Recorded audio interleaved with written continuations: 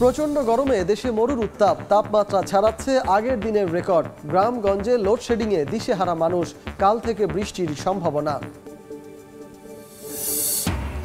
মিল মালিকদের কৃত্রিম সংকট সৃষ্টির সুযোগে ভারতীয় চোরাই চিনির দখলে বাজার, মজুত করা পণ্য নিয়ে বেকায়দায় ব্যবসায়ীরা, দাম নিয়ন্ত্রণে বিশেষ নীতি বাস্তবায়নে সরকার।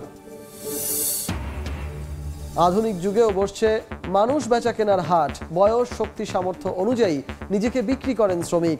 মহান মে দিবসে রাজধানীতে শ্রমিক সংগঠনগুলোর কর্মসূচি।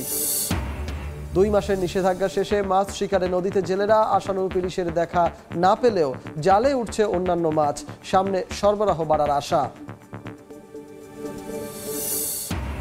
এবং নিউ ইয়র্কের বাফেলোয় দুর্বৃত্তের গুলিতে নিহত ইউসুফের জানাজায় মানুষের ঢল, একের পর এক বাংলাদেশি হত্যায় উদ্বিগ্ন প্রবাসীরা, অভিযুক্তের সর্বোচ্চ শাস্তি দাবি।